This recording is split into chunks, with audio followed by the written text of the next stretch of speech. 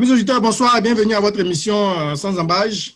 Dimanche 20 janvier 2019, le président Laurent Gbagbo et son ministre, le ministre Charles Blé Goudé, sont toujours retenus à La Haye, malgré leur acquittement. Alors, ce soir, nous allons faire ensemble une analyse de cette situation et nous aurons avec nous M. Lamine Condé, qui est juriste international, qui était avec nous il y a quelques semaines et qui avait fait une très bonne analyse de la situation qui prévalait en ce moment et avec qui ensemble nous avions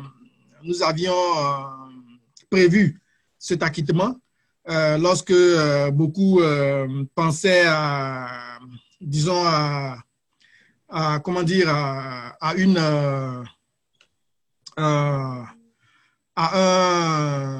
disons, une liberté provisoire. Et donc, M. Lamine Condé sera avec nous tout à l'heure. Et nous aurons aussi deux intellectuels ivoiriens. Nous aurons M. Lamine Touré, qui vit aux États-Unis, qui va se présenter, et nous aurons M. Enoch Ouattara. Alors, je vais commencer par M. Enoch Ouattara, qui est avec nous depuis les États-Unis. M. Enoch Ouattara, bonsoir. Bonsoir, M. Manuel Katina. Alors, une présentation pour nos auditeurs. Alors, je suis Enoch Ouattara, ivoirien résident dans l'État d'Oklahoma, militant et délégué de l'Union des Nouvelles Générations, UNG aussi, dans l'État d'Oklahoma. Merci. Merci, bonsoir et merci d'être avec nous ce soir. Je vous en prie. Monsieur Lamine Touré, bonsoir. Oui, bonsoir, M. Katina. Je crois que vous êtes militant du RDR, c'est ça? Oui, bien sûr. Donc, je suis Touré Lamine, citoyen ivoirien. On vous entend un peu faiblement. Hein? Vous m'entendez faiblement? Oui, un peu faiblement. Et maintenant, ça va? Légèrement, mais allez-y. Ah non, je vais ajuster mon truc là. Si vous m'entendez, voilà. Non, vous entendez. C'est juste un peu faible, mais allez-y. Voilà, donc je dis que je suis Lamine Touré, citoyen ivoirien, vivant dans l'État de New Jersey et militant du RDR et aussi du RHDP aujourd'hui. Ok, merci. Alors, je précise que M. Lamine Condé, qui est juriste international et qui est d'origine guinéenne, est légèrement en retard, donc il nous prendra en cours. Nous devions aussi également avoir avec nous Dr Eric Eddy, qui est sociologue, mais qui ne pourra pas être avec nous ce soir pour des raisons indépendantes de sa volonté. Alors, j'aimerais commencer par M. Lamine Touré. Vous qui êtes un cadre du RDR, commençons par l'acquittement d'abord, la décision d'acquittement du président Laurent Gbagbo et du ministre Charles Blé Goudé. Alors, sur cette décision-là, simplement, quelle est votre analyse, vous, en tant que cadre du RDR et en tant qu'intellectuel? Sans passion, voilà. Sans passion aucune. Mais bien sûr. Donc, bonsoir à vous encore et bonsoir à mon frère Enoch et à tous les auditeurs. Écoutez, cette décision d'acquittement, personnellement, je l'ai reçue comme un coup de massue. Et je pense que, en tout cas, c'est une décision que je trouve injuste. Mais parce que je pense que la CPI est une institution qui est très sérieuse. On ne peut pas sortir d'un conflit où il y a eu plus de 3000 morts. Qu'il y a eu, à cette époque, il y a eu un président de la République qui aujourd'hui se trouve dans les box des accusés et que après plus de, 43 ans de procès maintenant, qu'on ne puisse pas prouver la culpabilité donc du président Gbagbo et du président de Charles Blé Goudé. Et là, personnellement, ça me donne un sentiment d'injustice. Parce que, écoutez, nous avons tous l'habitude de dire que dans nos pays, nos justices sont pas, je veux dire, nos justices sont caporalisées. C'est ce que nous disons toujours. C'est ce que tout le monde dit. En Côte d'Ivoire, en fonction du gouvernement, mais vous allez voir que sous le président Bédié, ceux qui étaient dans l'opposition disaient que c'était pas une justice, une bonne justice. Au moment du président Gbagbo, alors c'était la même chose. Sous le président Ouattara, c'est la même chose. Et donc, pour moi personnellement, et pour les victimes, et pour tous les Ivoiriens et les Africains qui sont friands de justice, je crois que nous avions vu en CPI, je vais dire, une structure qui aurait pu dire le droit et, je veux dire, dire le droit et satisfaire un tant soit peu les victimes. Mais ce n'est pas le cas. On a assisté, d'abord, pour moi, on a assisté déjà à une procédure judiciaire, pour moi, qui a été bâclée par la CPI. Il faut le dire. Parce que déjà, et beaucoup d'hommes l'ont monté, quand dans la confirmation des charges, on vient nous dire qu'il n'y avait pas assez de charges dans un premier temps pour que Laurent Gbagbo soit jugé, Laurent Gbagbo soit jugé. Ça, c'est une faiblesse de la CPI. Alors que depuis 2003, ils étaient en Côte d'Ivoire, ils ont mené des enquêtes et ils ont donné des avertissements à tous les, je veux dire, à tous les hommes politiques qui auraient pu, en tout cas par des actes, faire en sorte qu'il y ait des violences en Côte d'Ivoire. Mais M. Touré, oui.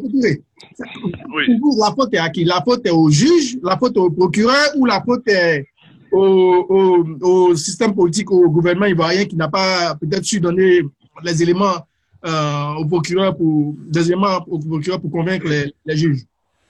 Alors, c'est vrai que je vais situer un peu à deux niveaux quand même. Le premier niveau, c'est au niveau du procureur. Les deux procureurs. D'abord, le premier au Campo, qui a été le premier à instruire le cas Gbagbo et le cas Blekoudé. Et puis, bon, dans une certaine mesure, le gouvernement ivoirien. Mais parce que, écoutez, le procureur, pourquoi? Parce que depuis 2003, il était sur le terrain en Côte d'Ivoire.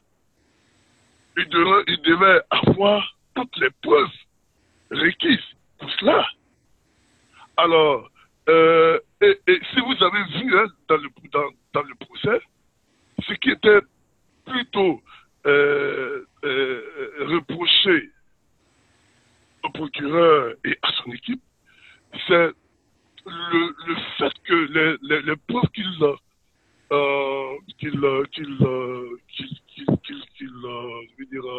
étaient données au niveau de la CPI n'étaient pas soutenues par un travail scientifique, pas un travail scientifique. Par exemple, quand on prend le cas des femmes d'Abobo, très rapidement. et que, voilà, rapidement, qu'on ne peut pas, je veux dire, on ne peut pas prouver cela, les trucs qui ont été utilisés là-bas, on ne peut pas, je veux dire, il n'y a pas eu de rapport de médecin légiste pour pouvoir soutenir cette accusation. Mais c'est grave. C'est un travail d'amateur que la CPI je veux dire, le bureau du procureur a fait. Et en plus, là où je peux inclure un peu le gouvernement ivoirien, c'est lorsque, par exemple, vous voyez, parmi la défense du président Gbagbo et de Charles Blekoudé, on a des juristes ivoiriens qui y sont. Mais pourquoi au niveau du bureau du procureur, alors que la Côte d'Ivoire, je crois, a porté plainte aussi, pourquoi est-ce qu'on n'y a pas mis un de nos juristes ivoiriens qui connaît mieux, je veux dire, la situation politique en Côte d'Ivoire, et donc qui aurait pu apporter beaucoup à cette accusation? Au niveau du bureau du procureur. Oui. Ok, d'accord. Non, je veux dire, il faut comprendre quelque chose. Oui, très rapidement. Voilà. Au niveau, par exemple, du représentant des victimes, c'est encore une branche qui était là. Pourquoi on n'a pas choisi quelqu'un de chez nous qui connaît mieux nos réalités, donc qui aurait pu apporter plus de preuves de sorte que ces deux-là soient inculpés? Voilà, Ok, donc je ok. m'arrête là. Voilà. Je reviendrai à vous. Alors, monsieur Ouattara, je pense que vous avez matière à dire hein, par rapport à l'intervention de monsieur Lamine Touré. Je vous retourne la même question et puis je vous permets d'intervenir par rapport à ce qu'il a, monsieur Touré a dit. D'accord. Merci encore une fois de nous ouvrir votre canal pour intervenir. Nous, au niveau de l'UNG, au niveau de la gauche ivoirienne, des pro-Gbagbo, comme on nous qualifie, nous félicitons de notre combat et nous sommes satisfaits de la décision de justice qui a été rendue. Vous savez, aujourd'hui, le droit a été dit. Le droit a été dit. Lors des audiences de confirmation de charges qui ont eu lieu du 19 au 23 février 2013, les juges, la chambre de première instance avait envoyé le bureau du procureur et des représentants des victimes hein, à leur petit papier en leur disant que les preuves étaient insuffisantes et qu'ils leur donnaient la possibilité d'apporter de nouvelles preuves et même le temps de mener de nouvelles enquêtes. Le travail avait été bâclé, mais on leur avait donné la possibilité, donc on leur avait accordé leur demande d'aller en procès. Et nous sommes allés en procès. Pendant près de 2 ans de procès, on a écouté près de 82 témoins qui n'ont rien apporté de concret au dossier. On a vu des témoins à charge venir rendre des témoignages à décharge. Les témoins clés qui avaient été sélectionnés par le bureau du procureur, dès que l'ancien chef d'état-major, le général Philippe Mangou, feu le général Kassaraté, le général Bridou Mbia et consorts, sont arrivés et ont carrément blanchi le président Laurent Gbagbo et d'une certaine manière se sont eux-mêmes blanchis de toute responsabilité dans un soi-disant plan commun que le président Gbagbo et le ministre Charles Blé Goudé auraient peaufiné à l'encontre des partisans de Ouattara et des populations du Nord. Donc, pour nous, le droit a été dit devant la faiblesse du dossier et nous comprenons un peu le découragement, la colère des militants du RDR. Mais nous voulons leur rappeler que eux, comme nous, avons reconnu la compétence de la Cour pénale internationale. Dans le temps, le président Alassane Ouattara justifiait le transfèrement du président Laurent Gbagbo par le fait qu'au sortir de la crise post-électorale, la justice ivoirienne n'était pas encore prête, armée, outillée pour faire face à ce type de procès. Donc, il avait jugé opportun dans le temps de transférer le président Laurent Gbagbo à la Cour pénale internationale en dépit du fait que la Côte d'Ivoire n'avait pas encore ratifié le statut de Rome. Il avait estimé que la Cour pénale internationale était donc compétente et avait la capacité de juger le président Laurent Gbagbo. À plusieurs reprises, nous avons vu la procureure, Mme Bensouda, aller en Côte d'Ivoire chercher des preuves. Et je voulais rappeler ici à M. Lamine Touré, que la Côte d'Ivoire a bel et bien mis les dispositions, a bel et bien mis le bureau du procureur dans les conditions et le bureau des représentants des victimes dans les conditions pour apporter les preuves nécessaires contre le président Laurent Gbagbo et le ministre Blé Goudé. Je voulais lui rappeler que M. Zorobi Epiphane était bel et bien présent dans le bureau de représentants des victimes, ce qui avait même donné au ministre Blé Goudé d'interpeller le tribunal, la chambre qui devait juger lors des audiences de confirmation de charges pour dire que le bureau du procureur était un peu biaisé. Voilà pourquoi les victimes, ou du moins la reconnaissance des victimes de guerre ne se posait que sur les victimes du camp Ouattara et non celles du camp Gbagbo.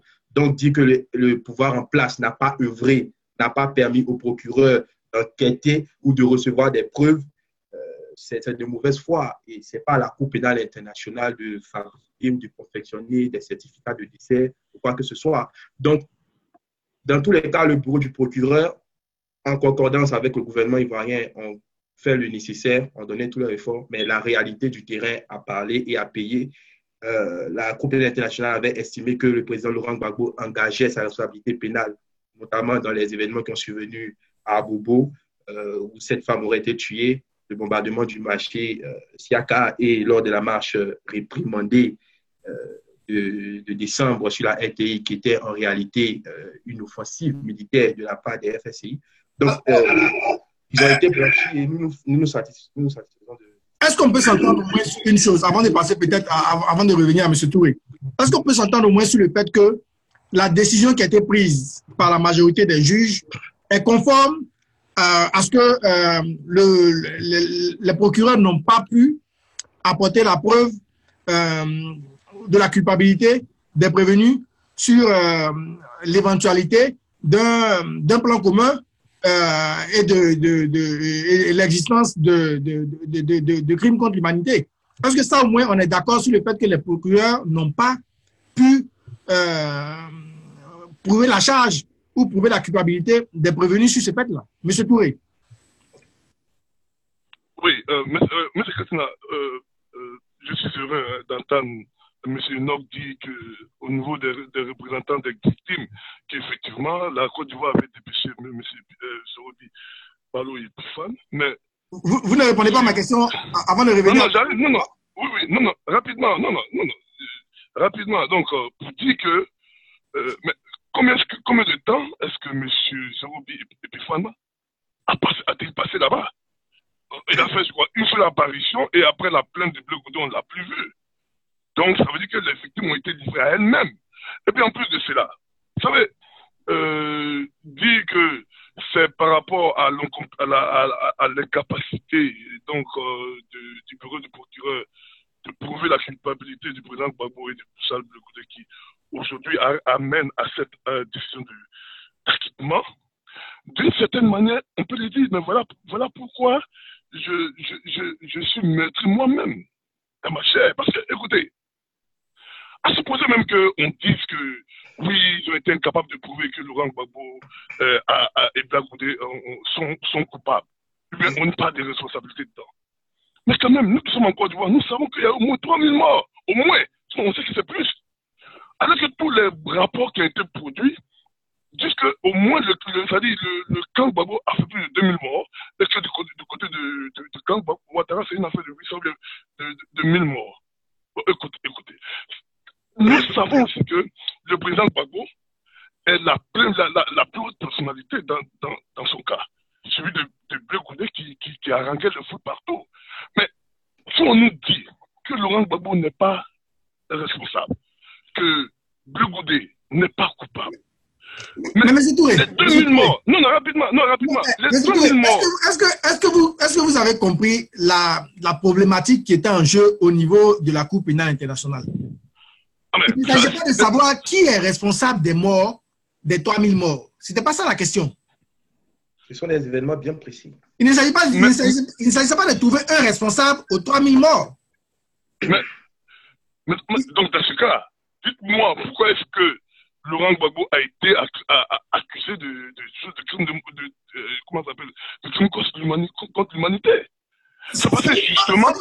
Vous qui êtes du RDF, vous devez nous le dire, mais ce que moi j'ai compris, le juriste peut-être viendra nous l'expliquer, il s'agissait de prouver qu'il y a eu préméditation, qu'il y a eu un plan commun qui était organisé, perpétré pour tuer des gens en masse par rapport à leur appartenance à un groupe religieux, à un groupe ethnique, à un groupe politique. Voilà. Donc, cibler des gens parce qu'ils sont, par exemple, RDR, parce qu'ils sont musulmans, parce qu'ils sont djoula, comme on le dit, et puis on va les tuer en masse. Ça, c'était c'est ce qui était en jeu au niveau de la Cour pénale internationale. Et c'est des événements bien précis que j'ai cités. Voilà. Donc, le fait que, par exemple, des militaires se retrouvent quelque part à Bobo et qu'ils se défendent et qu'il y ait 100 morts, ça, c'est pas ça, par exemple, qui était en jeu à la CPI. Écoutez, non, je suis d'accord avec ça parce que nous avons tous suivi le débat. Je sais que le procès, je sais qu'effectivement, c'est ce plan commun-là. Je veux dire, il fallait prouver effectivement qu'il y avait un plan commun qui avait été concocté par Laurent Gbagbo et Soka pour s'attaquer soit aux militants du RDR ou bien comme on le dit, aux musulmans ou aux ressortissants du Nord. Mais écoutez, personnellement, ça peut paraître quand même compliqué de prouver cela au niveau de la justice. Mais voilà pourquoi, justement, je suis un peu déçu. Je suis un peu déçu. Ou bien, pour moi, ils n'ont pas eu les chefs d'inculpation qu'il fallait.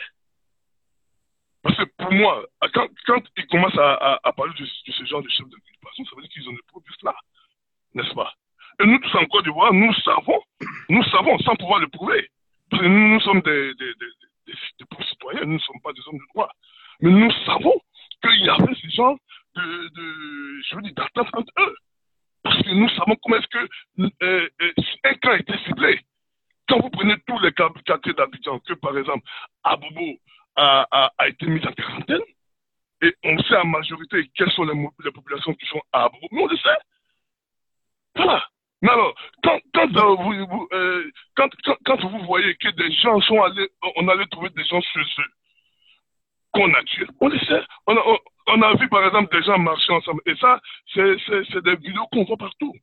Des jeunes élèves qui partaient à l'école, on demande à l'un comment est-ce que tu t'appelles. Quand il dit il a un nom en consonance musulmane ou bien nordique, mais on le tue. Les autres, mais si vous avez tous ces éléments-là, vraiment, je ne sais pas où vous étiez pendant le procès. Non, mais il ne faut pas prendre ça comme ça. Non, c'est-à-dire, c'est ce qui, moi, m'écoeure parce que, justement, moi, en tant que simple Ivoirien, même vivant aux États-Unis, je peux faire ce constat. Comment est-ce que le bureau du procureur n'a pas pu le faire, alors qu'il y a plus de 2000 morts? Mais ces 2000 morts-là, qui va les venger? Je veux dire, pourquoi est-ce que nous avons compté finalement sur la CPI? Mais voilà pourquoi je suis vraiment content de cette décision d'appel de libération, la libération immédiate du président Gbagbo. Oui, on va arriver à la fin. On va permettre à M. Ouattara de dire un mot très rapidement. J'ai fini par ce mot-là. Très rapidement. C'est vrai que nous pouvons tous être contents parce que Laurent Gbagbo pourrait être libéré. Bon, je le souhaite sur condition. Mais n'oublions pas que Laurent Gbagbo et ses gens ont fait plus de 2000 morts dans les populations ivoiriennes. Est-ce que ces 2000 morts-là, mais comment vous avez fait ce calcul statistique-là pour sortir que c'est eux ils ont fait 2000 morts sur les 3000? Mais on a vu les rapports de la CDVR. Ah bon? Ça, c'est un rapport parmi tant d'autres. Ah, d'accord. Voilà, ça, c'est un rapport parmi tant d'autres. Mais si tel est le cas, et ces victimes-là, on peut dire oui, Laurent Gbagbo, oui, finalement, les gens ont échoué à prouver sa culpabilité. Mais qui a tué ces gens-là? Et vous voulez qu'on fasse la réconciliation ou bien qu'on s'entende sur cela? Mais c'est tout. La justice n'a pas pu. Voilà, donc je m'arrête là. Oui, on va passer la parole. On va passer la parole. Mais je pense que le RDA au pouvoir. Donc, si le RDA même connaît qui a tué, enfin, sait qui a tué ces gens-là, peut-être que ça devrait en principe être plus facile. Je sais qu'il y a par exemple l'épouse de M. Guy André qui se plaint et qui estime que, en principe, maintenant que M. Ouattara est au pouvoir, il devrait très rapidement, on aurait dû très rapidement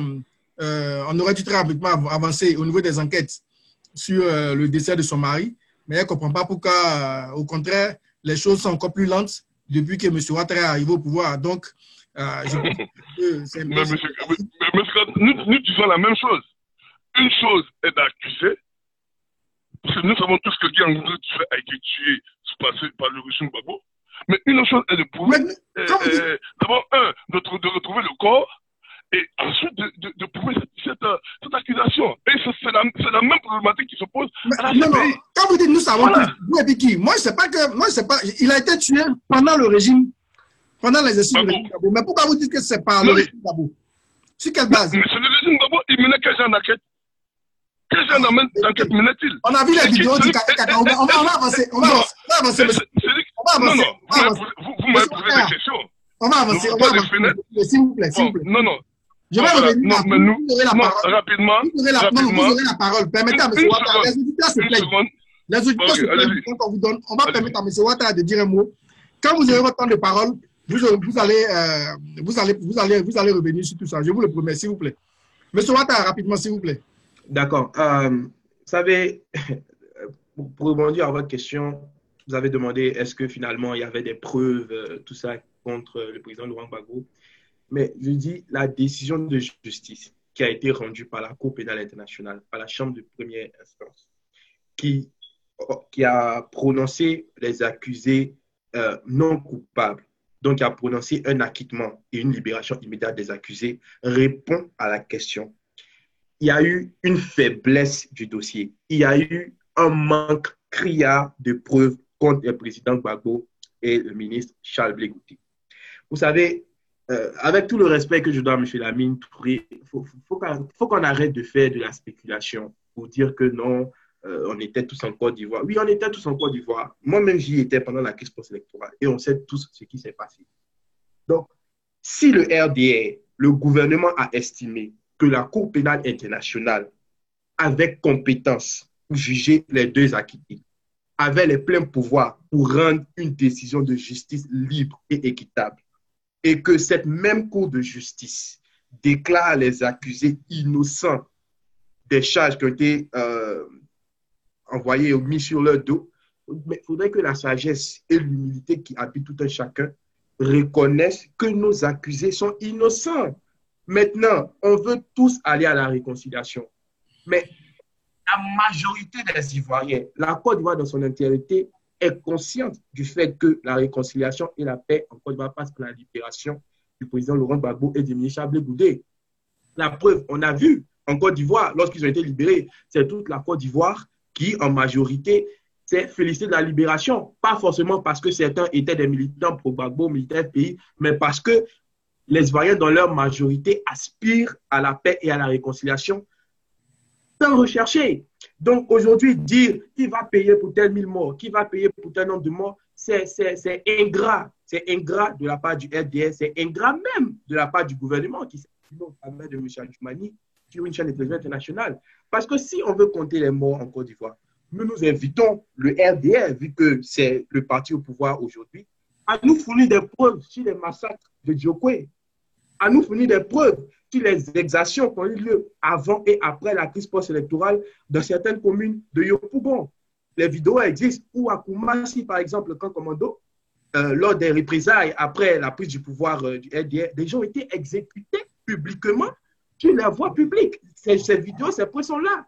Donc, si M. Lamine Touré estime qu'il faut véritablement que des gens payent pour la crise post-électorale, on invite aussi le gouvernement, le RDR, à mettre aussi à la disposition de la Cour pénale internationale ceux de leur camp qui sont impliqués dans les supposés crimes en Côte d'Ivoire. À ce moment-là, il y aura véritablement équité. Sinon, pendant 8 ans, il y a eu une justice des vainqueurs en Côte d'Ivoire et au niveau de la Cour pénale internationale. Mais malheureusement, le droit a dominé et le droit nous a fait justice. Et qu'on accepte cela, c'est tout. Il n'y a pas à chercher des justificatifs. Combien de temps M. Zorobi Epiphane a passé au sein du bureau des représentants des victimes?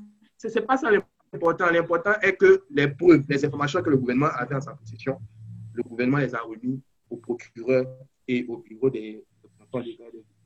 La Cour pénale internationale a estimé que cela était insuffisant et a carrément, je peux même dire, lors de son verdict, humilié un peu le bureau du procureur. Donc, on accepte cela, mais je vais dire aussi que c'est normal, l'appel qui a été déposé contre la libération immédiate des accusés, c'est du droit, les règles sont là, on ne peut pas aller contre cela, même si nous pensons que c'est vraiment pas de vouloir user du droit pour maintenir des individus qui sont acquittés, libres et innocents, mais nous restons sereins, et puis voilà, la justice va encore parler, on va avancer, voilà un peu ce que je veux dire. Mais si on veut la justice, il faudrait que lorsque une décision est rendue, il ne faut pas qu'on incite les gens à brûler des pneus, il ne faut pas qu'on incite les gens à dire des choses qui ne sont pas bien, parce que nous voulons la réconciliation. Nous sommes prêts, nous avons toujours appelé au dialogue avec le gouvernement, nous avons toujours demandé de la transparence dans toutes choses. Donc, il ne faut pas qu'on estime que nous sommes de mauvaise foi, il ne faut pas qu'on estime que la CPI, excusez-moi du thème, c'est un peu foutu des victimes. Non. Un travail a été bâclé, une décision a été rendue, que tout le monde accepte le verdict. Un point, un trait. Voilà un peu ce que je vais dire. D'accord. Je pense que pour les auditeurs qui nous demandent comment participer, hein, je pense que vous pouvez nous envoyer un message inbox et pour les prochains débats, nous pouvons vous envoyer le lien pour que vous puissiez participer. Là, aujourd'hui, vous ne pouvez que commenter, malheureusement, si vous n'êtes pas invité.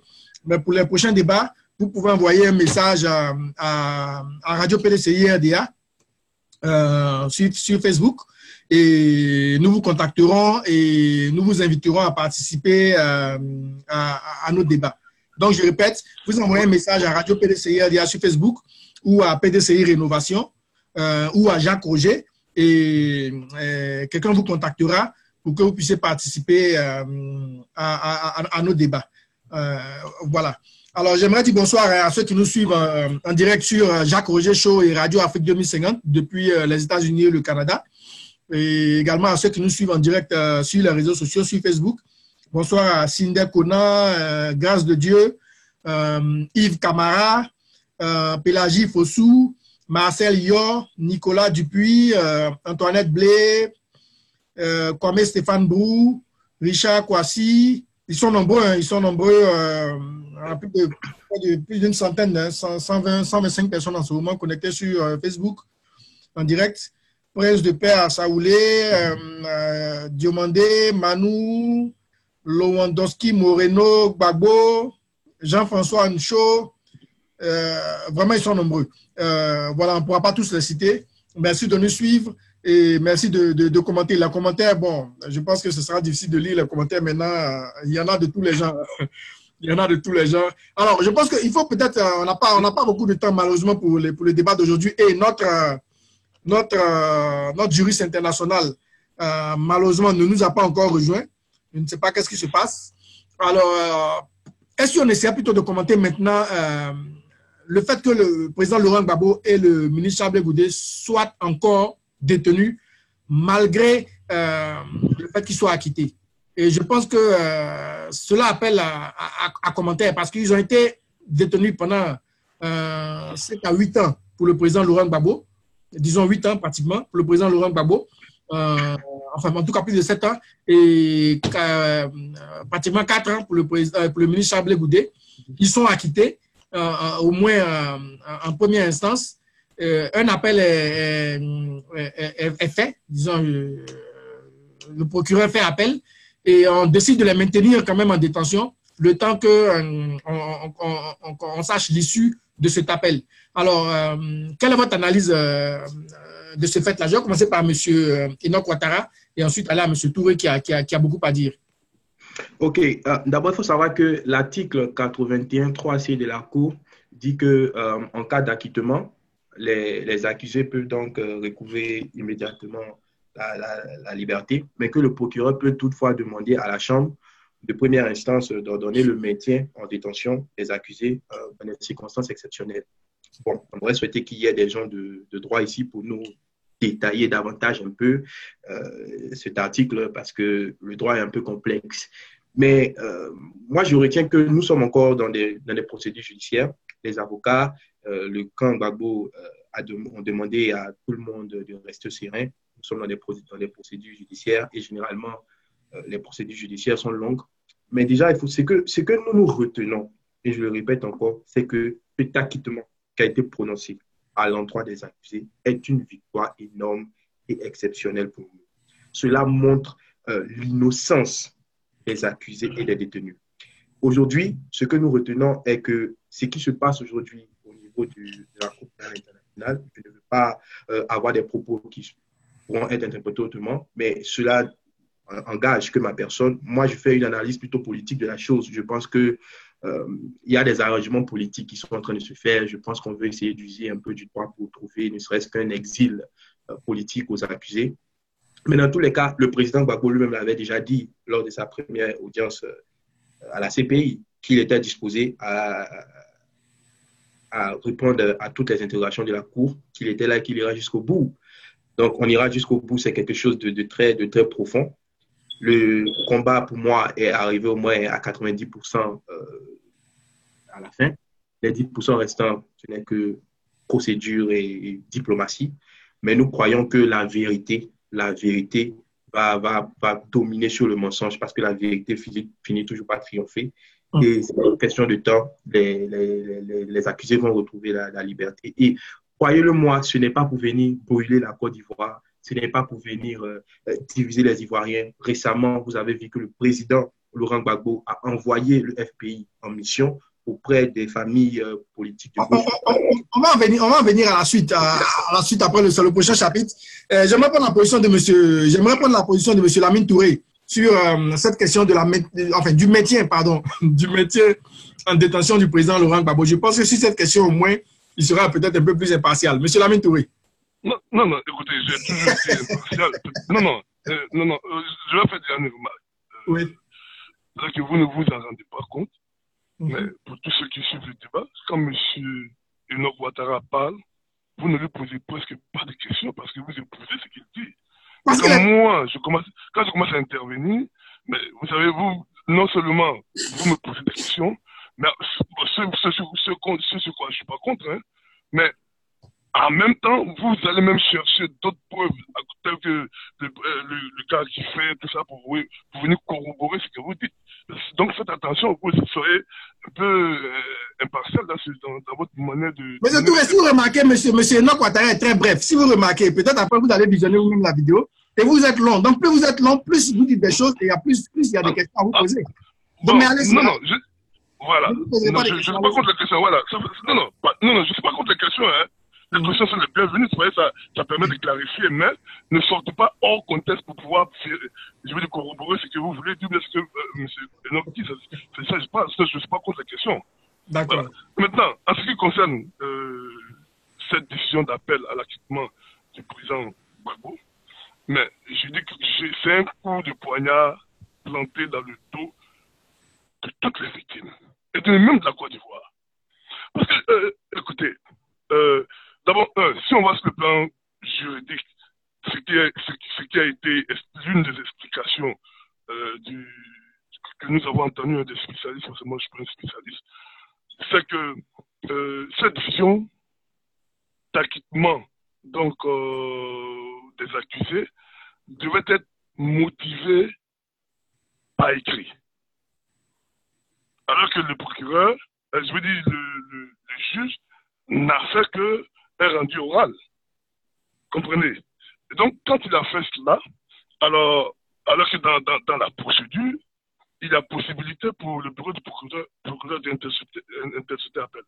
Mais comment est-ce que vous pouvez interciter appel sur des éléments aussi graves alors qu'il n'y a pas d'écrit? Sur quoi est-ce que vous allez interciter appel? Et voilà pourquoi il a été demandé par le bureau du procureur, donc la suspension de cette décision. Donc le temps que, je veux dire que cette motivation n'a pas écrit, qui doit être faite par donc le juge principal, donc qu'il reçoive cela, qu'il l'analyse, et puis maintenant qu'à partir de cela, maintenant que voilà qu'on décide de l'acquittement total ou partiel, ou bien s'il faut passer à, je veux dire, total ou partiel, le président Laurent Gbagbo et de Charles Goudé. Donc, que les gens n'y voient pas des manigances politiques, ça n'a rien à voir. C'est le droit. Parce que, imaginez par exemple, si on avait dit le vendredi dernier, s'il avait été décidé que je veux dire que Laurent Gbagbo et Charles Goudé étaient coupables. Quelle aurait été la réaction des avocats de la défense? Mais bien sûr qu'ils allaient interjeter appel. Alors, mais pourquoi est-ce que quand c'est le contraire, quand on dit qu'ils sont libérés, je veux dire qu'ils sont acquittés, et que dans l'autre logique des choses, que donc le bureau du procureur, je veux dire, interjette appel, pourquoi les gens veulent y voir je veux dire, un côté politique? Il n'y a rien de politique. Et de toute manière, moi personnellement, avec ces exemples, on s'était dit que ça, c'est jugement à ceux qui pensent que Laurent Gbagbo va sortir du jour au lendemain, mais il se fout le doigt dans l'air parce que ce n'était pas ça. Parce que la suite logique serait quoi? Pour le moment, l'appel ne concerne que la décision de libération immédiate. Et donc, quand au 1er février, je veux dire, cette analyse, cet appel, je veux dire, immédiate, cette libération immédiate sera, je veux dire, quand ils vont tirer, je veux dire, quand ils vont prendre les décisions idoines, mais à partir de ce moment, le bureau du procureur pourra maintenant interjeter appel sur le fond du dossier. Et ça, je vous dis que c'est pas une chose, quelque chose qui va prendre peut-être 1 mois, 2 mois, 3 mois, que les gens arrivent, parce que quand ça arrive à ce niveau, tout le monde commence à dire, tellement ils veulent voir Laurent Gbagbo, pour certains, moi c'est pas mon cas, mais tellement les gens veulent le voir, donc les gens estiment qu'il y a une injustice. Alors que ça n'a rien à voir avec une injustice. C'est une procédure qui est normale au sein de la CPI. Mon frère Enoch était en train de parler de réconciliation. C'est vrai. Nous tous, nous voulons de la réconciliation. Moi, je n'en disconviens pas. Sur d'autres chaînes de radio ici, j'avais souhaité, moi, personnellement, que le Laurent Gbagbo sorte, parce que j'ai estimé que, de toutes les manières, la justice des êtres humains va échouer à le condamner. Mais nous savons que lui-même, il le sait personnellement, ce qu'il a eu à faire en Côte d'Ivoire. Mais dans ce cas, puisque nous avons déjà un problème de réconciliation en Côte d'Ivoire, personnellement, ce n'est pas un problème qui revient, mais le problème, c'est lequel? Depuis que cette histoire a commencé, avez-vous vu au moins quelqu'un du camp Gbagbo demander pardon par rapport à leur part de responsabilité?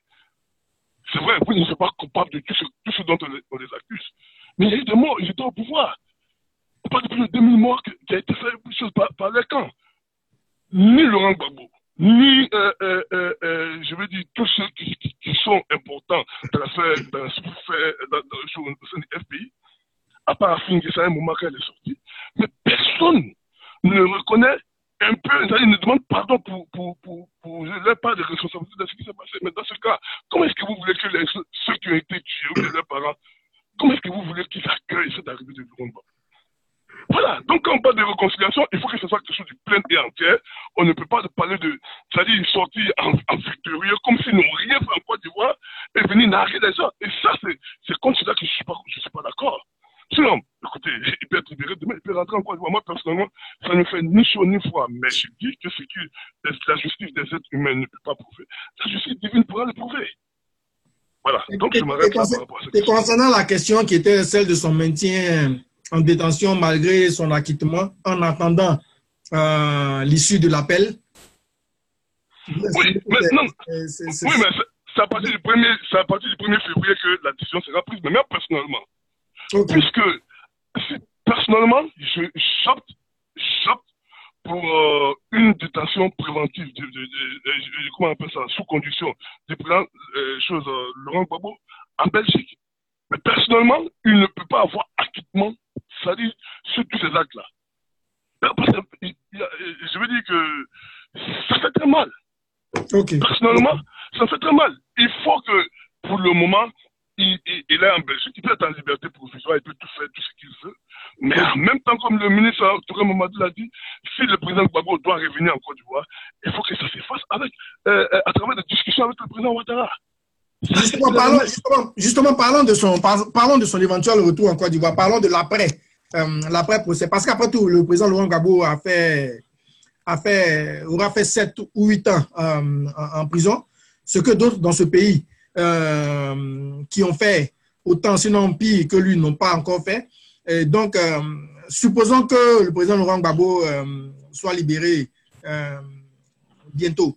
Est-ce que vous pensez qu'il a le droit ou qu'il mérite de retourner en Côte d'Ivoire avec le gouvernement qui propose, qui donne des conditions de son retour? Qu'est-ce que vous en pensez, M. Lamine Touré? Mais dans ce cas, moi je suis je veux dire la logique du gouvernement. D'abord, ils ont pris acte la fois dernière de cet acquittement des prévenus, mais en même temps, quand j'ai écouté M. Mamadou Touré, il a dit oui. C'est vrai que Laurent Gbagbo pourrait revenir en Côte d'Ivoire, mais à condition qu'il y ait des discussions avec le président Ouattara. Parce que, écoutez, aucun individu ne peut venir en Côte d'Ivoire sans, je veux dire, l'autorisation des dirigeants du pays. Ça se fait partout dans le monde. Excusez-moi. Aucun individu ne peut arriver en Côte d'Ivoire sans l'autorisation des dirigeants de ce pays. Mais oui, non, c'est vrai que Laurent Gbagbo, c'est son pays. Un Ivoirien normal n'a pas besoin d'autorisation. Mais lui, c'est-à-dire son retour se fait, c'est-à-dire son programme retour se fait dans une situation de crise. Vous savez. Et donc, par rapport à ça, et là, il y a beaucoup de choses à discuter, notamment sa sécurité. Parce que n'oubliez pas. Vous voulez dire, M. Lamine, sans vous interrompre, que autant M. Laurent Gbagbo a permis à M. Ouattara, qui était en exil au début des années 2000, de revenir en Côte d'Ivoire et a facilité son retour et l'a mis à l'aise et tout. Donc, vous voulez que le président Ouattara fasse de même pour M. Laurent Gbagbo, n'est-ce pas? C'est ce que vous voulez dire, j'imagine. Oui, mais parce que je sais que vous et moi, nous n'étions pas là-bas quand cette décision se prenait, mais je vais vous dire quelque chose. Il est indéniable que pour que le président Bédié et le président Ouattara, qui était en exil à l'époque, qui avait été forcé à l'exil, pour qu'ils rentrent, il est indéniable qu'ils ont dû discuter directement de leur retour, donc avec le président Gbagbo. Ça, c'est clair et net. Donc aujourd'hui, c'est la même logique. Donc ceux qui pensent qu'ils peuvent venir avec la force pour... Ah non, mais ils se foutent un doigt dans l'œil, parce que là, ça ne peut pas se passer comme ça. Donc pour le moment, je suis pour que, même s'il a quitté, mais pour le moment, je souhaite comme le gouvernement qu'il soit maintenu, et je veux dire qu'il reste en Belgique en liberté provisoire, ou bien bon, qu'il soit acquitté, mais en tout cas qu'il soit en Belgique, le temps que M. Gbagbo ait des discussions franches avec les autorités ivoiriennes par rapport aux conditions de ce retour. Parce que je vous dis qu'il y a beaucoup de choses dans ces conditions-là. Ne voyez pas que c'est aussi facile. Quelqu'un qui a perdu un parent peut être fou et s'en prendre à lui, pourquoi pas? Mais ça, il faut que ça soit discuté. Nous ne voyons pas tout comme une volonté du gouvernement d'en finir avec lui. Non, c'est des choses qui sont très difficiles. Non, je suis d'accord. Je comprends, mais ce ne sont pas des menaces voilées, c'est pour lui-même sa force, comme le président Gueye le disait. Monsieur Ouattara. Monsieur Emmanuel Katina, vous voyez, je vous ai dit tantôt, j'avais un peu brossé l'état d'esprit du gouvernement ivoirien, et vous voyez que vraiment, M. Lamine Touré reflète cette manière de penser, cette vision du gouvernement ivoirien. Parce que depuis que M. Lamine Touré parle, il dit et se dit. M. Lamine Touré dit qu'il n'est pas contre la libération du président Gbagbo de Nichape Goudé. M. Lamine Touré dit que la décision d'acquittement des détenus est un coup de poignard, est un coup de massue sur la tête des victimes. M. Lamine Touré dit qu'il faut... Oui, mais ça, c'est normal, monsieur. C'est normal, monsieur Ouattara. Non, on ne peut pas dire qu'on veut les voir en liberté et en même temps on veut les voir condamnés. On ne peut pas dire une chose et se dédire en même temps, au même moment. C'est ce que je veux dire, en fait. Parce que vous voyez qu'aujourd'hui, on veut utiliser, je l'ai dit tantôt, on veut utiliser le droit pour écarter des adversaires politiques. Je suis d'accord avec M. Lamine Touré dans le sens que si le ministre Charles Blé Goudé et le président Laurent Gbagbo doivent revenir en Côte d'Ivoire, des discussions doivent être faites sur les conditions de sécurité de ces individus. Mais au-delà de ça, ils n'ont nullement le droit de discuter de toute autre chose parce qu'ils sont citoyens ivoiriens blanchis par la justice internationale et ont donc le droit et la liberté de rentrer dans leur pays. C'est-à-dire qu'aucune pression ne doit leur faire du genre, vous ne pouvez pas dire ceci, vous ne pouvez pas faire de cette manière. Aujourd'hui, le président Gbagbo et le ministre Charles Blé Goudé doivent être l'objet de menaces. Ça ne viendra pas du camp pour Gbagbo, ça viendra du camp Ouattara, puisque ce sont les deux camps qui se sont affrontés. Donc, il est de la responsabilité du gouvernement ivoirien d'assurer la protection, la sécurité de ces personnalités politiques de haut rang. Et c'est normal, et vous me l'avez dit, M. Emmanuel Katina, lorsque le premier ministre dans le temps, Alassane Ouattara, et le président Hippolyte Bédié devaient rentrer d'exil, des discussions ont été faites pour que les conditions de sécurité soient réunies. Ils ont même touché leur rente, voilà, d'anciens premiers ministres. Donc, les conditions étaient mises. Soit le président Laurent Gbagbo, même dans le temps, même si le contexte est particulier, mais dans le temps, avait même usé de l'article 48 pour leur permettre de compétir à l'élection présidentielle de 2010. Donc, pourquoi aujourd'hui, au nom de la paix et de la réconciliation, au-delà de l'aspect sécuritaire, on veut user d'autres moyens pour empêcher des personnes qui ont été acquittées, blanchies par une cour dont le gouvernement reconnaissait la compétence, on veut les empêcher de rentrer en Côte d'Ivoire. Comme on le dit chez nos États-Unis, it doesn't make sense. Il n'y a pas de sens à cela. Donc, moi, je pense que, comme je l'ai dit, le président Laurent Gbagbo et le ministre Charles Blé Goudé ne sont pas des ennemis de la paix. Il est du devoir, il est de la responsabilité du gouvernement de discuter avec les détenus si la liberté leur est accordée. Et il n'est pas nécessaire de vouloir user du droit pour leur trouver un exil politique. Parce que cela C'est pas ce genre de décisions qui vont arranger, favoriser les choses en Côte d'Ivoire. Et je veux faire un petit rappel à M. Lamine Touré. Vous voyez, nous, les Pro-Gbagbo, nous sommes des gens de paix, même si je brosse déjà un volet qu'on est censé aborder. Lorsque, à 2 reprises maintenant, la Cour pénale internationale c'est un peu foutu de nous. Nous avons célébré 2 fois et on nous a découragés 2 fois. Nous sommes restés sereins, nous sommes restés disciplinés. La Côte d'Ivoire n'a pas brûlé. Donc, je demande à M. Lamine Touré, qui est un cas du RDR, d'aller vers sa base, que le RDR, le gouvernement, parte vers leur base, vers leurs victimes, afin de leur faire comprendre que même si une décision de justice ne va pas dans le sens de ce qu'ils attendent, qu'ils restent dans la discipline, parce que la Côte d'Ivoire ne se limite pas aux victimes d'Abobo. Voilà un peu ce que je voulais dire. Ok, mais les victimes ne sont pas forcément des victimes. Malheureusement, il faut qu'on passe à la conclusion. Je suis désolé. C'était une très très bonne émission. Je vous l'avoue, les auditeurs sont. Les commentaires le prouvent. C'est dommage qu'on n'ait pas assez de temps. Les auditeurs demandent qu'on se limite à des émissions d'1 heure. Donc, je vais vous demander de faire votre. C'est dommage. Par vous, monsieur. Mais oui, je suis d'accord avec vous, monsieur Lamine Touré. On avait des émissions habituellement d'1h30. Malheureusement, le conseil de rédaction a demandé à ce qu'on ait des émissions d'1 heure. On va essayer. Si ça ne marche pas, on va revenir à nos émissions d'1h30. On va prendre les avis des auditeurs. Et bon, si ça ne marche pas, peut-être qu'on va revenir à nos émissions d'1h30. Je vais demander à M. Enoch Ouattara de faire sa conclusion en 1 minute si possible. Et puis ensuite, M. Touré, vous allez faire la vôtre. Mais c'était une très belle émission. J'aimerais vous dire merci au nom de Radio PDCI RDA et de Radio Afrique 2050 et Radio Jacques Roger Show d'être venu dans nos plateaux. Allez-y, M. Ouattara. Donc, merci de nous avoir invités. Je remercie aussi mon interlocuteur, M. Lamine Touré, pour le débat. Alors, ce que moi je vais dire en conclusion, c'est que nous nous satisfaisons, nous, en tant que Pro-Gbagbo et les Ivoiriens en majorité, de la décision de justice qui a été rendue d'acquitter les prévenus. Aujourd'hui, le bureau du procureur donc, a pris la décision de faire appel sur la question de la remise en liberté immédiate des accusés. Nous prenons acte et c'est dans la sérénité et dans la discipline que nous laissons la justice faire son travail. Nous avons cru, nous croirons et nous continuons de croire en l'innocence de nos accusés, de nos leaders qui sont détenus aujourd'hui à La Haye. Et nous invitons le RDR, nous invitons aujourd'hui RHDP unifié, main dans la main, à nous aider, quelle que soit la décision de justice qui sera rendue, à parler de paix, à parler de réconciliation. On peut faire la paix en Côte d'Ivoire sans forcément qu'il y ait une décision de justice qui soit rendue. En Côte d'Ivoire, lorsque nous avons fait la flamme de la paix en 2007, on n'a pas attendu qu'un élément de la rébellion soit emprisonné et des décrets même d'amnistie avaient été pris dans le temps. Nous avons la force et la capacité d'aller à la réconciliation en Côte d'Ivoire. On a tendance à dire que l'Ivoirien n'aime pas parler.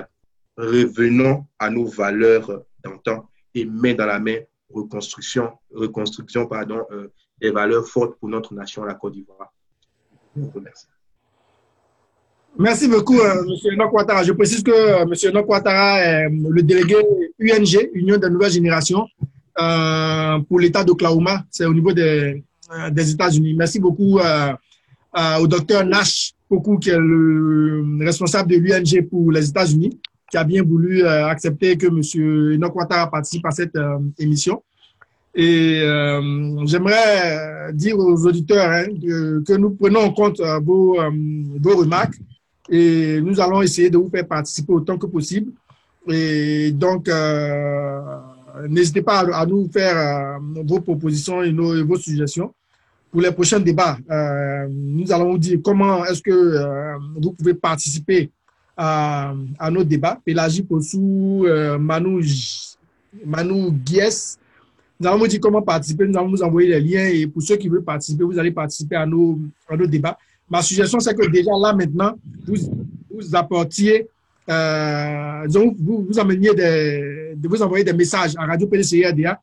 Comme ça, on pourra vous envoyer les liens pour participer à nos débats. Donc, si vous souhaitez participer à nos débats en direct, envoyez-nous des messages à Radio PDCI RDA ou envoyez un message à PDCI Rénovation sur Facebook et directement, nous vous enverrons les liens pour participer à nos débats. Alors, M. Lamine Touré du RDA, merci beaucoup d'avoir accepté de participer à cette émission et merci beaucoup à tous les deux pour la qualité de vos interventions. Et là, vous avez l'opportunité de clore cette émission avec, avec votre conclusion. Allez-y, M. Lamine Touré. Voilà. Merci, M. Katina. Je vous dis merci à vous et merci à mon interlocuteur, le frère Enoch Ouattara. Écoutez, je voudrais déjà clarifier quelque chose. Hein. Moi, je ne suis pas cadre du RDR parce que je n'occupe aucune fonction officielle au sein du RDR, mais j'aime un certain militant. Voilà. Et donc, ceci dit, écoutez, c'était un bon débat. Mais bon, dans la dernière tournure, dans la conclusion, sinon avant la conclusion du frère Enoch Ouattara, il disait que je me dédisais dans ce que je dis. Non, écoutez, je ne me suis jamais dédié.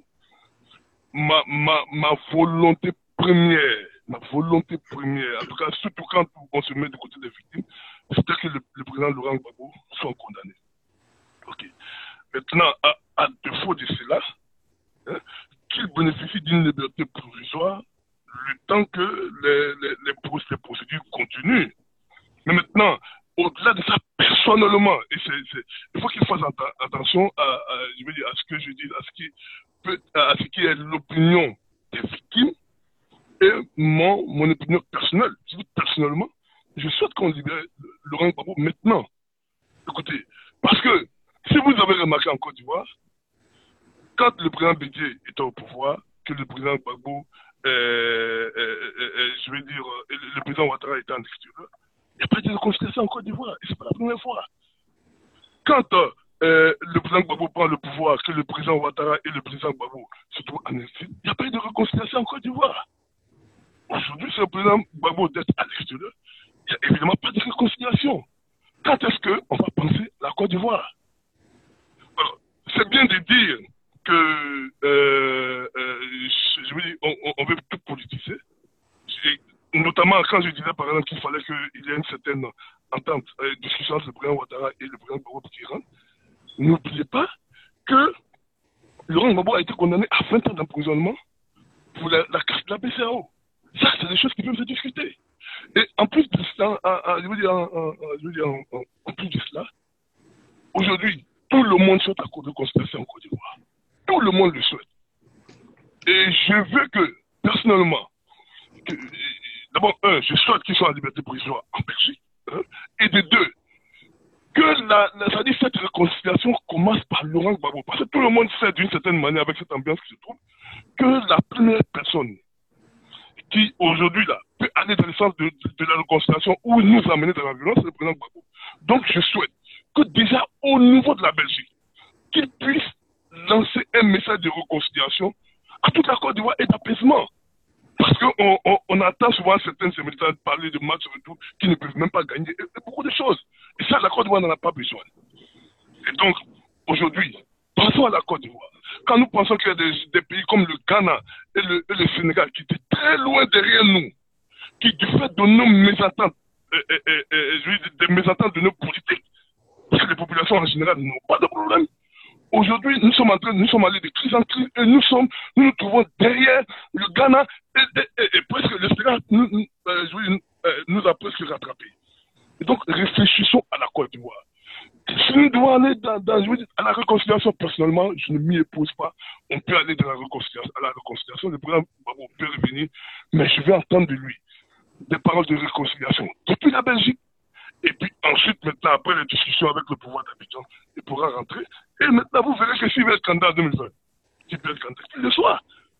Parce que je vous dis, cette popularité qu'on veut donner à Laurent Gbagbo, il faut l'avoir sur 2 ans. Et j'ai fini par là, parce que j'ai été un peu long. Donc, je veux dire, cette popularité, il y a une popularité africaine, ou bien de certaines Ivoiriens, parce qu'on estime que depuis 7 ans, vous tâchez la prison, on n'arrive pas à prouver sa culpabilité. Il y a eu 2 cas qui sont affrontés, c'est lui seul qui se retrouve là-bas. Donc, naturellement, certains Africains, certains Ivoiriens se disent non, il y a une injustice contre lui. Ça, il y a une certaine popularité. Mais ça, c'est différent de la popularité politique dont il pourrait bénéficier en Côte d'Ivoire. Pensez que dès qu'il rentre dans le pouvoir, quelques secondes, on risque donc j'ai fini par là pour dire que on a vu la gestion. Laurent Gbagbo, même s'il est candidat en 2020, sa majorité des Ivoiriens ne votera pas pour lui. C'est moi qui vous le dis. En tout cas, merci bien. C'était un très bon débat. la prochaine fois, je voudrais que, en tout cas, quand il y a ces gens de voir avec des thèmes aussi importants, qu'on ait un peu plus de temps pour pouvoir nous exprimer. En tout cas, merci bien pour le débat ce soir et bonne soirée à tout le monde. Merci beaucoup, M. Touré. Merci à vous tous qui nous avez suivis depuis Radio PDCRDA sur Facebook. Merci à vous qui nous avez suivis sur Radio Jacques Roger Show, Radio Afrique 2050. Et bonne soirée à tous et que Dieu bénisse la Côte d'Ivoire.